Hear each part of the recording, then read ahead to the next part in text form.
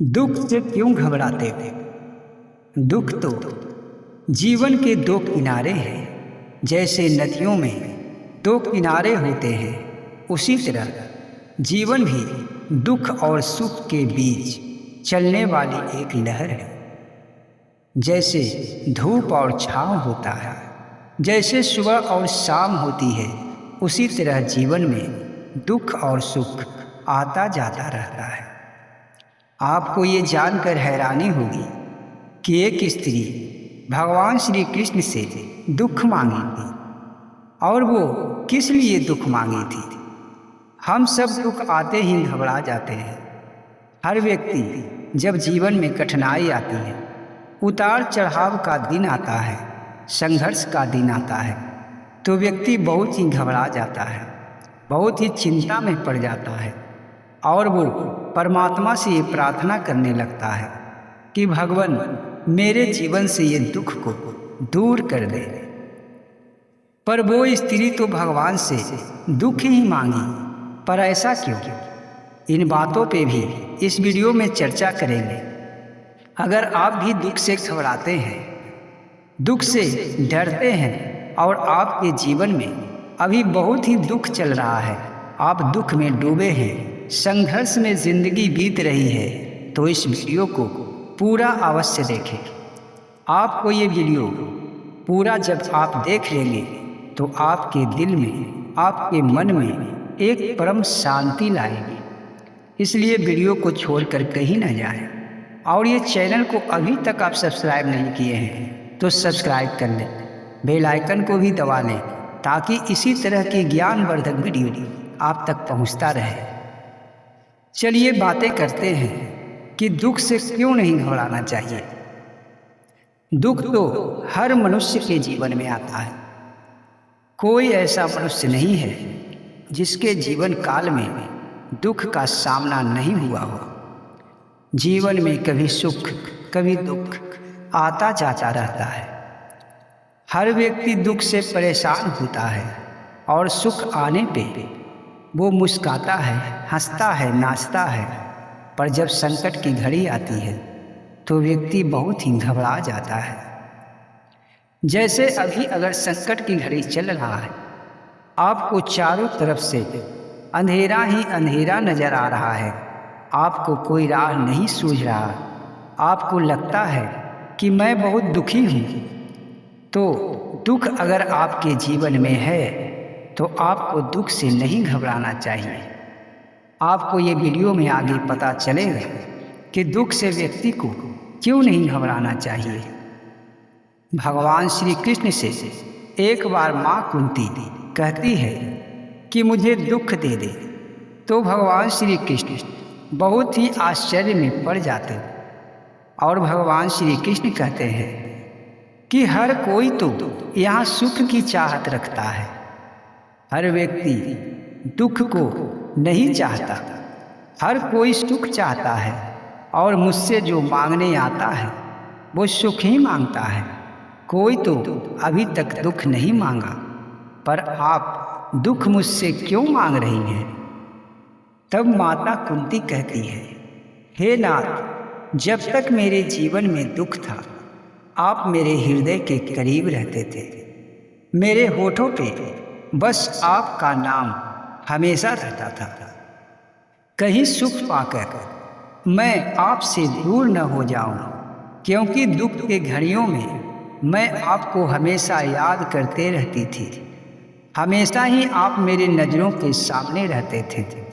और सुना है कि जिसे सुख मिल जाता है वो ईश्वर को भूल जाता है। उसके जुबान से भगवान का नाम तक नहीं आता, पर जो दुख में रहता है वो हमेशा भगवान का नाम लेते रहता है, ईश्वर के शरण में रहता है, पूजा पाठ करते रहता है। और अगर मैं सुख में आ गई तो आप तो मुझसे दूर चले जाएंगे। तो भगवान श्री कृष्ण कहते हैं, मैं किसी से दूर नहीं जाता, चाहे वो सुख में हो या दुख में, मैं तो हमेशा ही उसके पास ही रहता हूँ। फिर भी आप दुख क्यों मांग रही हैं? आप तो जीवन भर इतना कष्ट झेले हैं, इतना दुखी जीवन बिताए हैं और आज फिर भी दुख को आप मांग रहे हैं। आप मुझसे सुख मांग लें कि ताकि आपके जो बचा जीवन है उसमें आप सुखी रह सकें।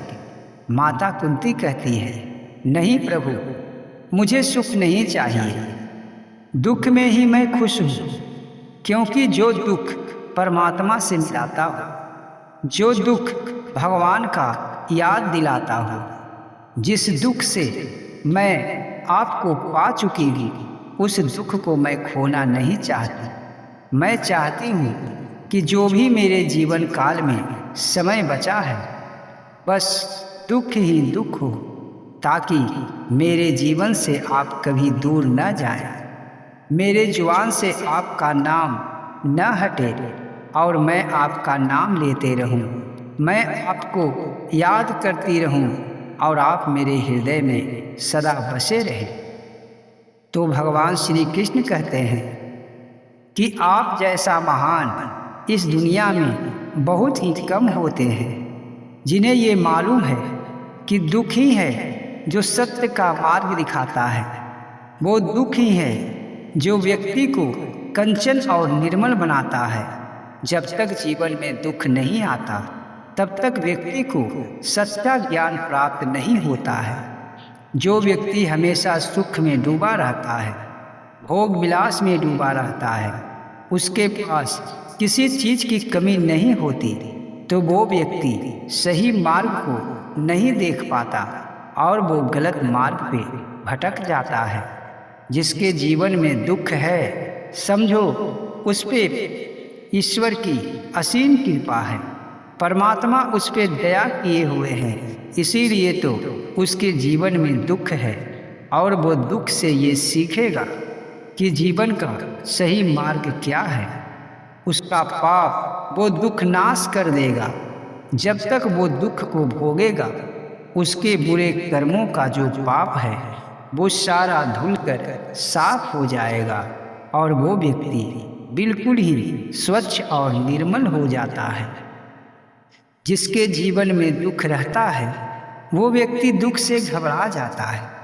वो व्यक्ति परमात्मा से कहने लगता है कि हे प्रभु, मेरे जीवन से दुख को दूर कर दे, मेरे जीवन में खुशियाँ ही खुशियाँ, सुख ही सुख भर दे। पर जिसके जीवन में सुख ही सुख होता है, खुशियाँ ही खुशियाँ होती है, वो ईश्वर से बहुत ही दूर चला जाता है।